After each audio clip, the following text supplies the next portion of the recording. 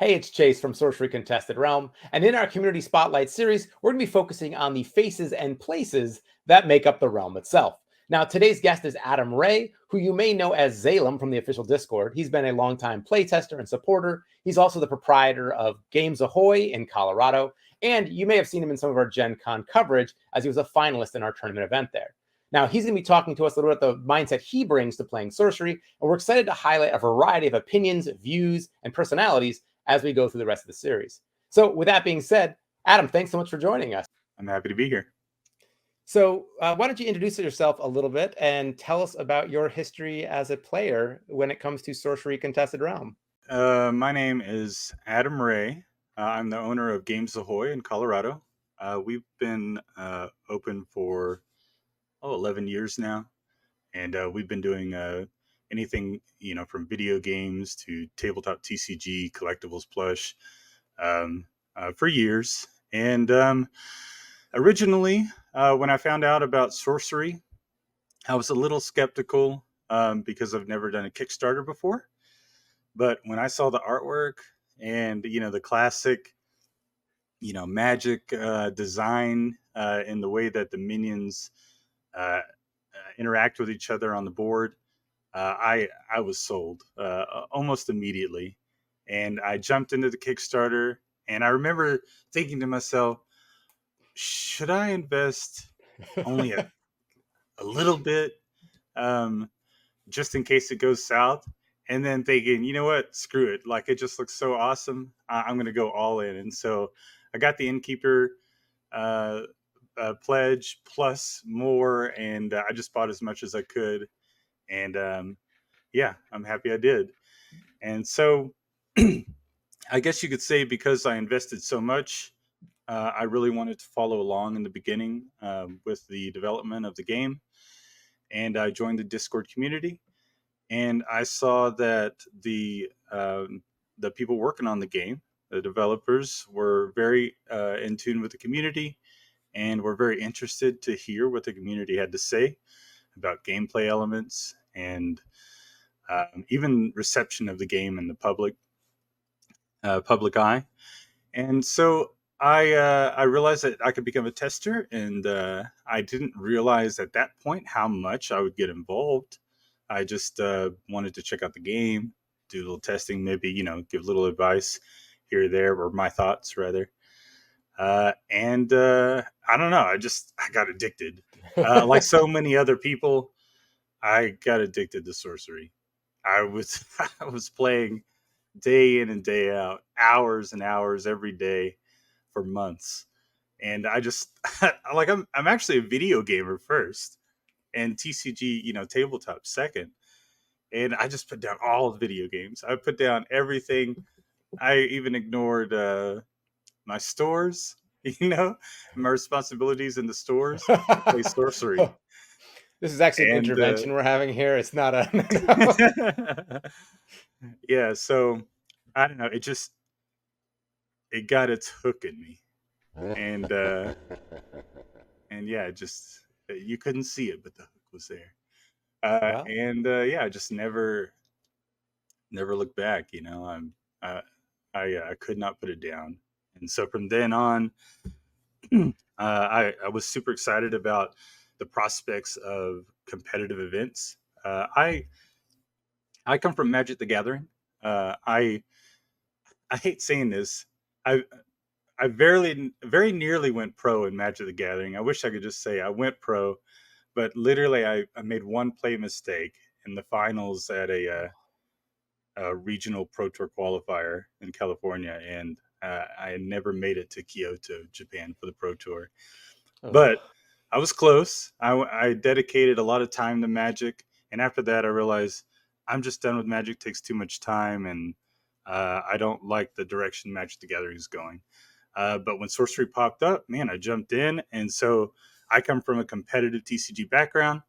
I want competitive events in Sorcery, but I also really enjoy casual events.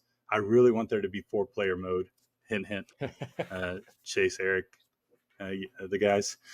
I have done some 4-player games with guys on Discord. We even uploaded a video. It's under the channel Let's Play Sorcery. of one of the 4-player games. It's very, very fun.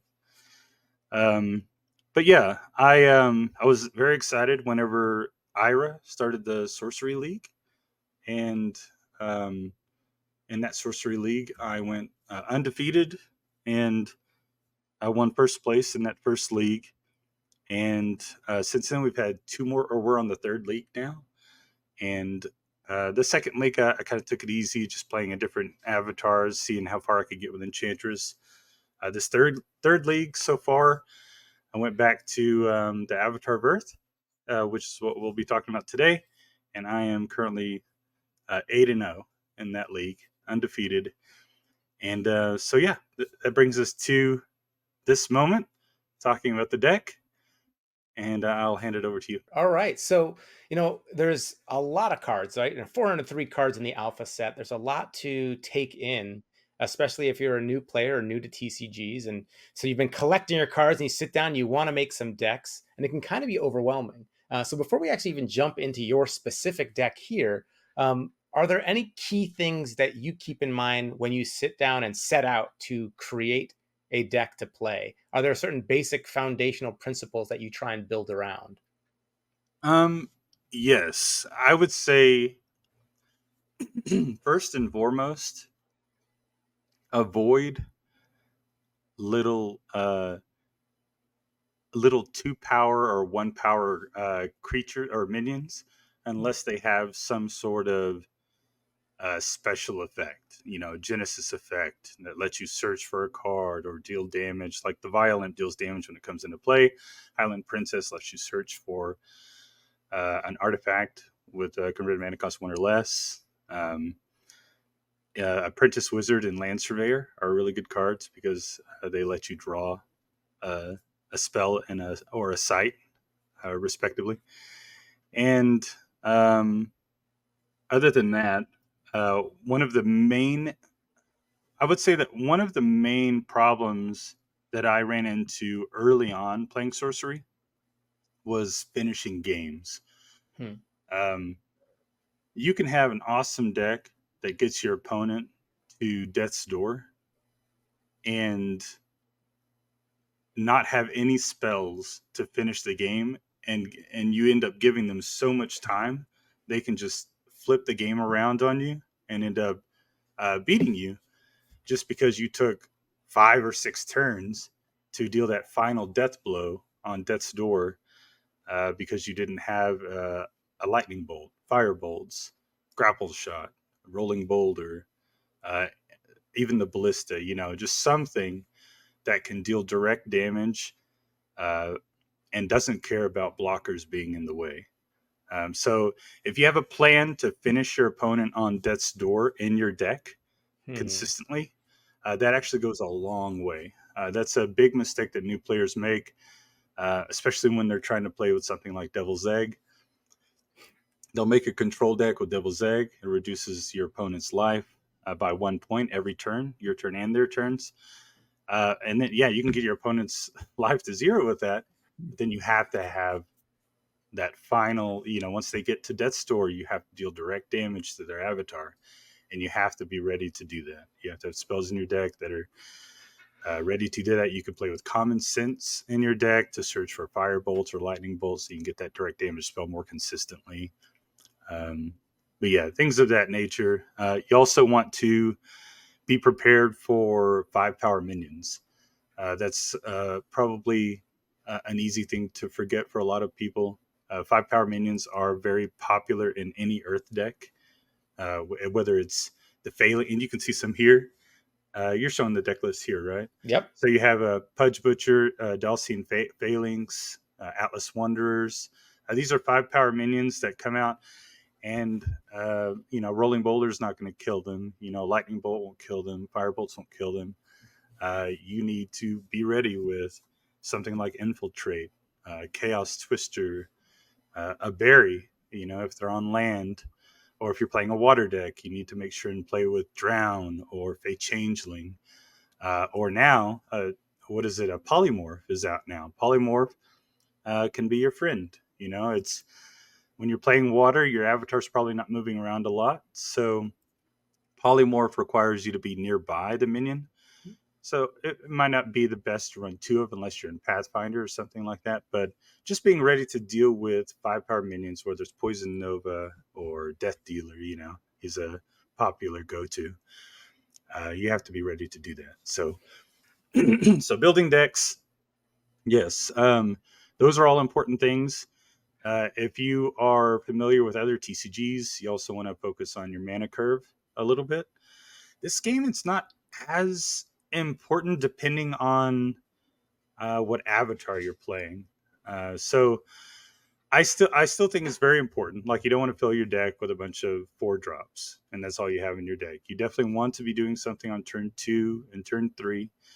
If you're playing an Earth, though, villages, they do a good job of filling the gap. Giving you an outlet to spend your mana.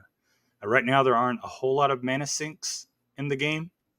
And when I say mana sink, I mean, something that you can just always reliably dump mana into for a positive return. Right.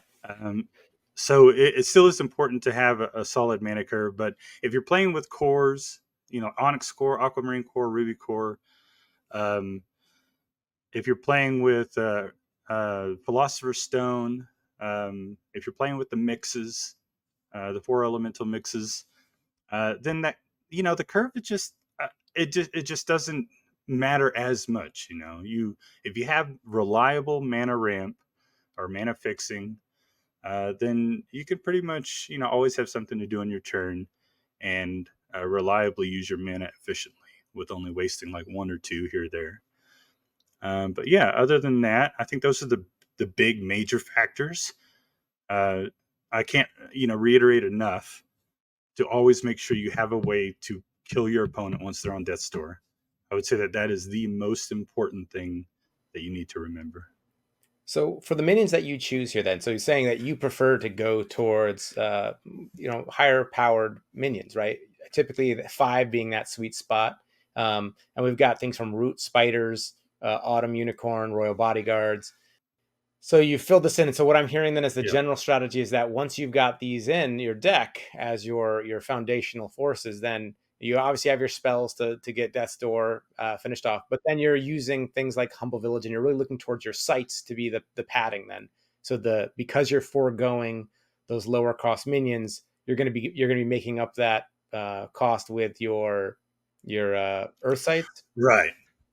Yeah, you can pump out a few soldier tokens early on. You can also play with lightning. Like, I have a single lightning bolt in Mhm. there just in case my opponent is being very aggressive Okay. with an air aggro build with battle mage, or we have Rafa Emberleaf playing with Elementalist, trying to play a lot of low power Mhm. minions that he can dump out onto the field into the realm early on. So the lightning bolt is interesting because it can kill something with stealth. So if your opponent puts out, say, a phase assassin, next to one of your sites, then you can play a site under the phase assassin, Mm. and then you can play the lightning bolt, because the lightning bolt just deals damage to a random unit. It doesn't target Right. the minion. So phase assassin would die to the lightning bolt. So it's a one of in there. It does a couple of things. It's a good way to finish a game out. You can common sense grab a lightning bolt, boom, your opponent's on death's door, finish the game out with that lightning bolt. Or you can, if you draw it early, you can use it to remove some low power minion. Other spells like Bury, and Blink. You can fill your early turns with Berry Blink, or mix Terra, Onyx Core, and Amethyst Core. So I still do have some early turn plays. Root Spider's only 3 cost. Autumn Unicorn. Autumn Unicorn requires 2 Earth Threshold, so it's not as easy to get out like on turn 2. You can't use a Village plus Tower to get it out, because then you only have 1 Earth and 1 Air Threshold. But if you Mm. happen to draw the Onyx Core, that can come out on turn 2, which is nice. One of the big changes between this deck and the deck that I played at Gen Con was I added a second Mixterra. I threw in a Mixterra at the last second for the deck at Gen Con. I didn't happen to draw it, though. But a second Mixterra, it's amazing. Getting a mix out on turn 1, and then turn 2 dropping a Atlas Wanderers, especially like if you went second and you get a mix and they play their first site, and then you play your first site and they play their second site in front of their first, and then you play your second site directly in front of their second site, and then you drop an Atlas Wanderers down and swap their sites. Immediately, their site is right next to your And avatar you inside of your territory, and Avatar of Earth can start laying down the hurt. reliably start, attacking. So yeah, you do still want some things that you can play early on, but yeah, like you said, the villages do fill in the gap pretty easily. Oftentimes, I'll turn one. Like even if I have a core in hand, I'll turn one village just to get the soldier out. Turn two, play another village, and then the core, and then turn three, I'm ready to go with a 4 or 5 drop, depending on if I get a tower or not. So yeah. When it comes to maybe a more competitive play, you have to be prepared for everything, right? And you don't know what your opponent's going to be bringing necessarily. Are there certain staples that you put in your deck as kind of catch-alls to ensure that you're ready for, whatever your opponent might bring, whether that's specific number of healing spells that you're going to be going for, or other, generalist cards besides like the one lightning bolt? So in this deck, we do run 3 Divine Healing now. At Gen Con, I only ran 2 Divine Healing, and it just wasn't enough. In that final match, if I would have drawn a single Divine Healing, I think that could have been enough to allow me to actually start attacking and be aggressive with my avatar. In that final match at Gen Con, my opponent played a turn 3 Thunderstorm, and he was on the play.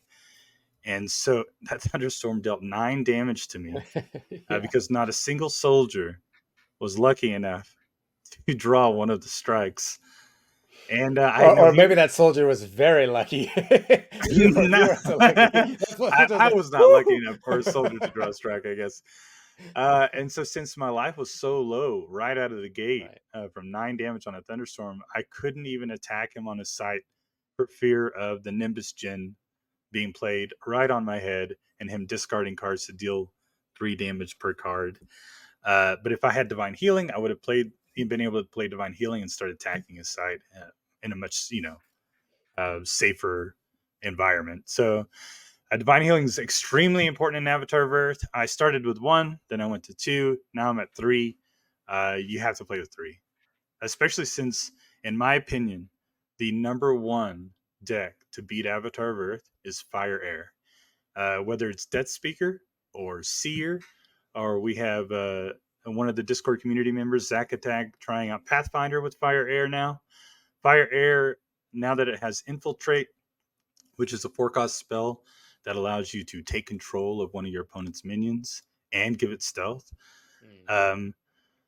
Cards like that, cards like Major Explosion, Firebolts, Lightning Bolt, all of these, even Death Dealer, but the burn spells specifically make it very difficult for Avatar of Earth to be aggressive, because if Avatar of Earth is being aggressive, getting on the sites, then Avatar of Earth is at risk, to things like Violent or Nimbus Gen or Cardinal Directional Damage. So the number 1 deck against Avatar of Earth is definitely Fire Air Burn of some sort, whether with a few minions or not. And so Divine Healing is extremely important. You have to play with 3 in this deck. Now, for other decks that aren't playing with Avatar of Earth, I wouldn't make that same recommendation. Avatar of Earth specifically puts itself at risk a lot because it's running in headlong. But Divine Healing is still a good spell. Healing spells are good. Maybe 1 or 2 in a different deck playing Earth. Other than that, you talked about catch-all cards. That was something I left out.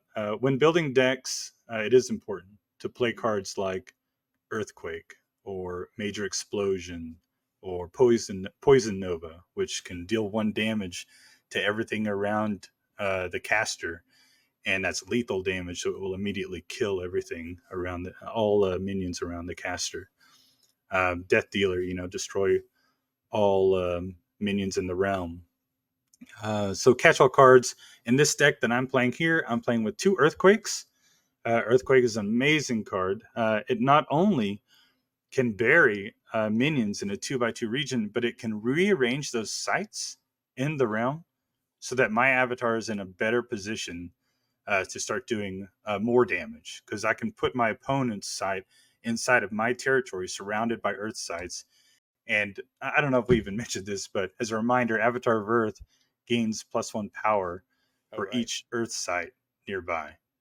Uh, so, yeah, Earth cards like Earthquake or Rift Valley in the site section. Rift Valley can move sites around or split apart two sites and be played directly in between two sites. No matter if it doesn't matter if the site is next to one of your sites, adjacent to it. You can play that site right in your opponent's territory if you want, as long as you're pulling apart two sites in the same row. You can slap down a Rift Valley there. You can maneuver opponent's sites into more favorable positions for you. And then Atlas Wonders is another amazing card in the Avatar of Earth deck. The minion, when it comes into play, it will swap the site that it is played on with an adjacent site, and usually you want to target your opponent's adjacent site to bring that into your territory. So yeah, Earthquake. Back to Earthquake. Earthquake being able to board clear, so to speak, especially if you're playing against aggro. You can bury a bunch of minions and then maneuver the sites. It's not great against water, obviously. But yeah, Earthquake is really good. It's also excellent in the mirror match. Another card that's very, very good in the mirror match and is also very good against Death Speaker and aggro decks is Whirling Blades. So if you go there at the bottom of the magic list, here we have Whirling Blades. An ally may take up to 2 steps and then strikes each enemy along their path. This is very important. I used to play with 2, but when you play with 2, you generally need like an extra air side in your deck because it requires 2 air threshold. Mm-hmm.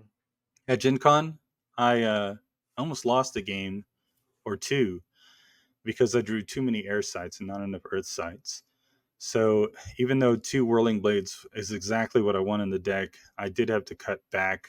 I took out a lone tower for this deck compared to the Gen Con deck. And I cut back to 1 Whirling Blades, but it's very important to have at least one Whirling Blades in here. It can save you. It can win the game. It can close out the game when your opponent's on death's door. I showed actually in the Gen Con final match, you can use it defensively. I was able to Right. Whirling Blades and step 2 steps away from my opponent to hide in the corner, and then he moved forward, which put him direct like in between all of my earth sites to chase me down. And so at that point, I was able to jump back out, double grapple him, and put him to death's door as well.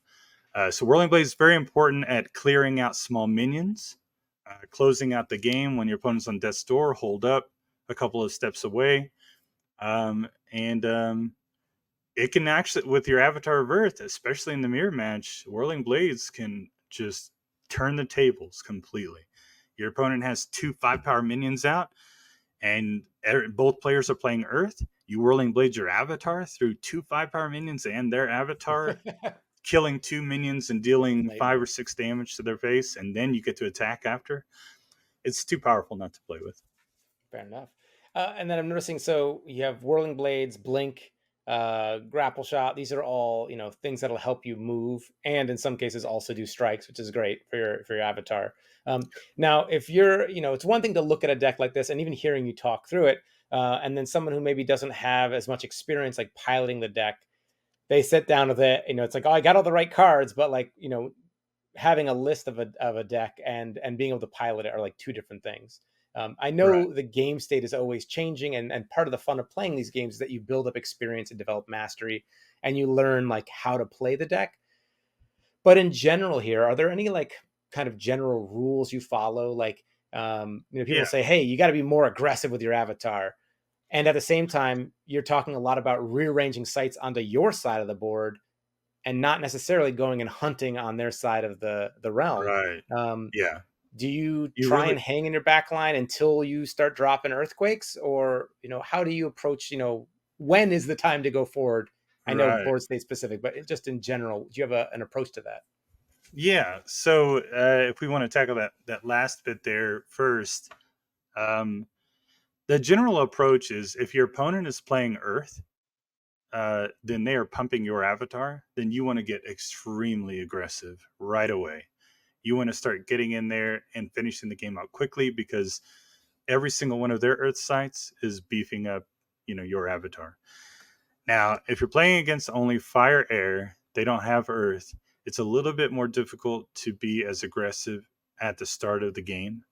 Now, you don't know that they're playing fire air before you start playing, but it's always a good rule, no matter who you're playing, to start out with minions in your hand.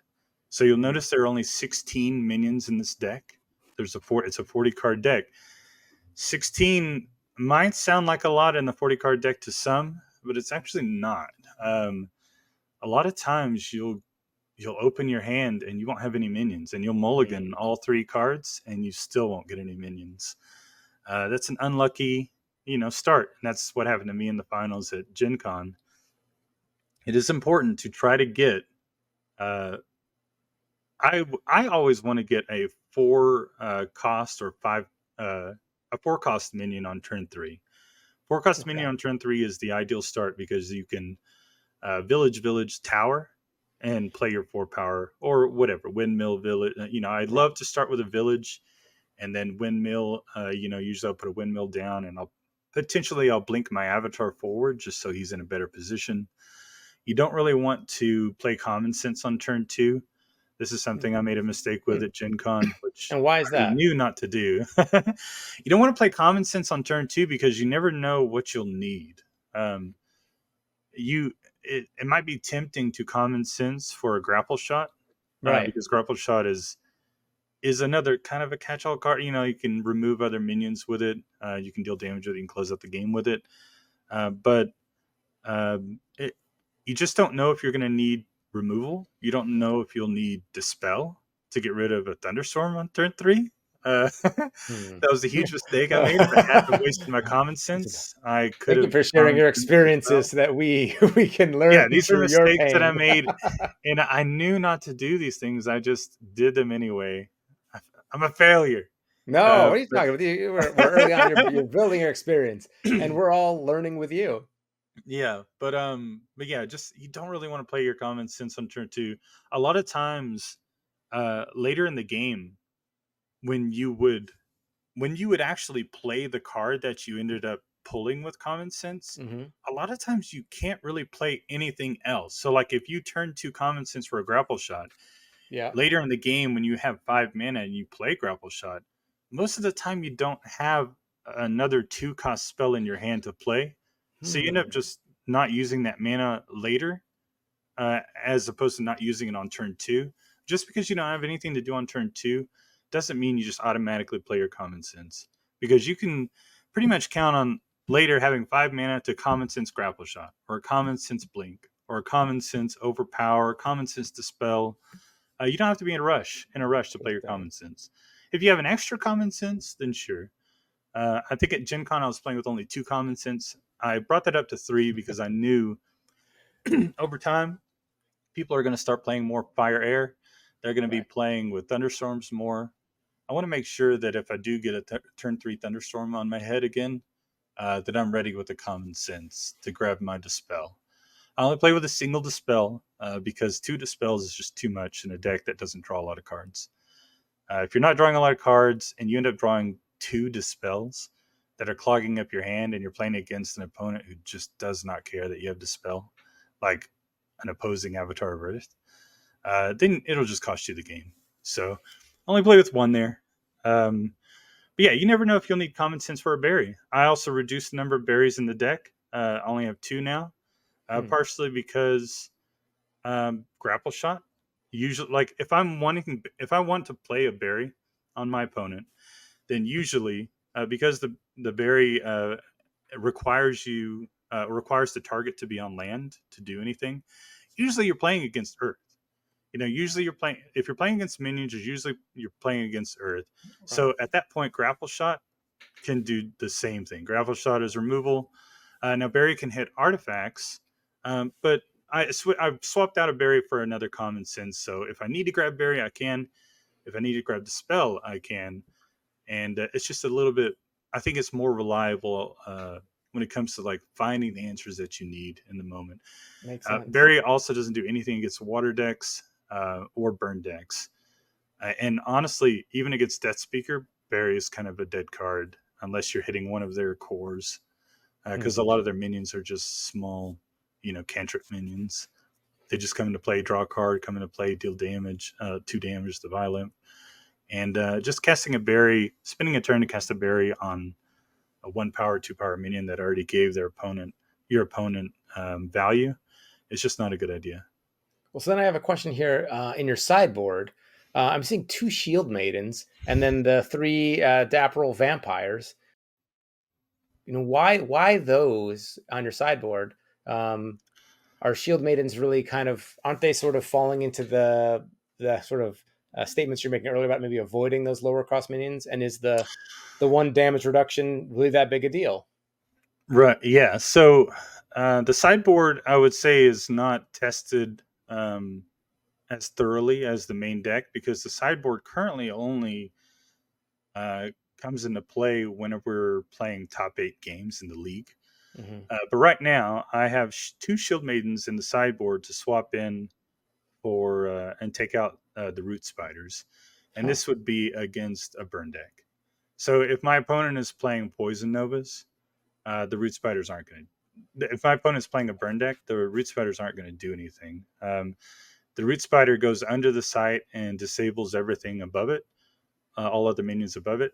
If you're playing against water or burn, the Root Spider just never wants to go underground. The Root Spider wants to attack, unless you want to put it underground so that you can pop up to guarantee 2 damage before it gets killed by a burn spell. But at that point, it's just not as valuable as the Shield Maidens. Shield Maidens can completely reduce any damage from Fire Bolts or Poison Nova. So because Poison Nova has lethal damage and deals 1 damage to everything around it, the Shield Maidens makes Poison Nova a dead card in your opponent's hand. Fire Bolts deals 1 damage at a time for each of the 3 bolts. Right. So again, Fire Bolts becomes a dead card in your opponent's hand. So if you have a Shield Maidens on the field against Burn, they have to deal with the Shield Maidens first. They just have to. So it can soak up maybe a thunderbolt, a lightning bolt, or a thunderstorm strike. It can prevent your avatar from taking more damage from thunderstorm. But the key thing I would say is when you're playing against Poison Nova and Fire Bolts, that's where I want it, like a burn deck. And then the Dapperel Vampire, again, burn because there is the healing factor there. Right. But the most important reason why Dapperel Vampire is in the sideboard at 3 quantity is Battle Mage. Battle Mage going first can beat Avatar of Earth with the right turn of events. Like they draw a certain, if they start out with turn 1 Tower plus the Spectral Stalker right on your side, the Void Walker, and they do a turn 2 Phase Assassin, also Void Walk, and both of those minions are attacking you right away, you take a lot of damage very quickly. So if you throw out a Dapperel Vampire on turn 4 with a Tower against a Battle Mage, it can turn the tables. If the Battle Mage doesn't have a way to deal with it, which usually the Battle Mage doesn't, Battle Mage will try to play Rolling Boulders sometimes. Sometimes the Battle Mage will add Poison Nova to the deck just to deal with the Dapperel Vampire, because the Dapperel Vampire is so powerful. Because if you untap with a Dapperel Vampire, then you get to Grapple Shot and attack and gain 8 life. You get to Whirling Blades and gain 8 life or more from the blades and then attacking. So there's just too much life gain there, and it's too powerful against Battle Mage to not have in your sideboard. I don't run it in the main because it is a little slower, and I already have other 5-drops in the main that are just more consistently beneficial in the deck. But yeah, against Battle Mage, he's going to be getting in your face, so the Vampire definitely wants to come in. You don't really need the Whirling Blades as much as the Vampire. So that would replace the Whirling Blades then? Yeah, I would bring it in for the Whirling Blades. I would probably even bring it in for one of the Atlas Wonders Oh, and one of wow. the Okay. Earthquakes. Yeah, because if the battle mage is in your face, you don't really. It's not as Right. important to position your opponent's sights into your sights. And then also the Atlas Wonders can sometimes take a little longer to get out if you don't get 3 Earth Threshold on time. So it's just the vampire with the life gain is just important, too important. And then Quagmire, having a Quagmire, another Quagmire in the sideboard, that's really good in the mirror match and against Battle Mage. Quagmire can immobilize avatars as well as minions. So if you have a Battle Mage in your face and you play Quagmire, you won't be Sneak able to attack the around. next turn. Yeah, Yeah. and Avatar of Earth too. If you play Quagmire, Avatar of Earth is in your face. Avatar of Earth won't be able to attack the next round. So that's pretty good.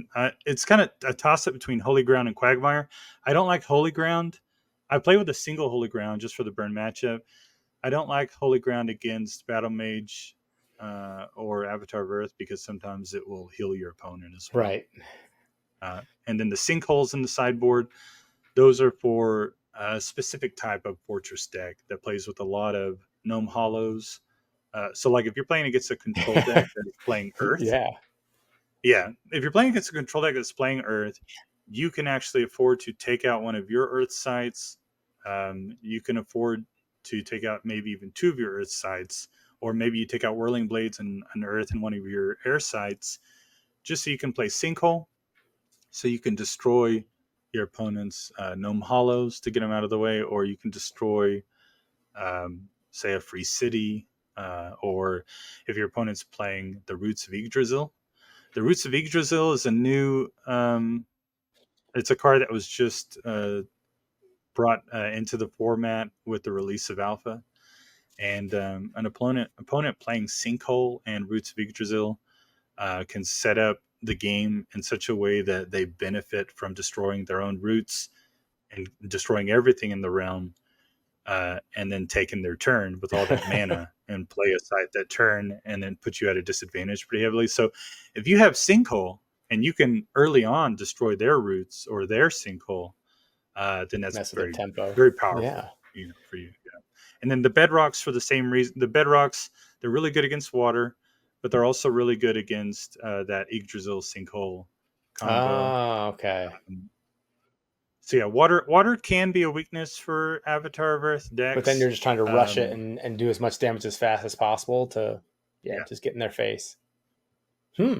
yeah. So Bedrock is just a fun sideboard piece. I don't think you really need it against in the mirror match. Against Avatar of Earth mirror match, it does prevent Earthquake from moving it around, but it's a bit situational and it's not really as important. The important thing is just having a site that doesn't get flooded, or having a site that doesn't get destroyed from the roots.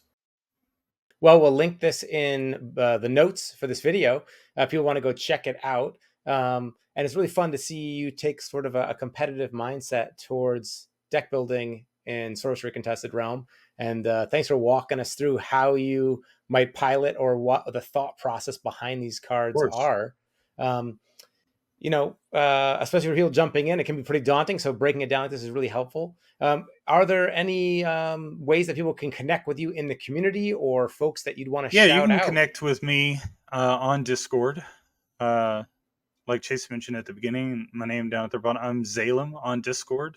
Um, you can find me there. I play games often. I'm in the league. Join the league Discord if you haven't. The league Discord is it's a nice place to be. You sometimes can get insight uh, into rules that will be changing soon. Um, the league is not. It's nothing to be afraid of. Like if you're really afraid of competitive players being jerks or being pushy, or you're just afraid of losing or whatever, you shouldn't be. The league is full of new players. Even last season, I would say half of the top 16 were fairly new players.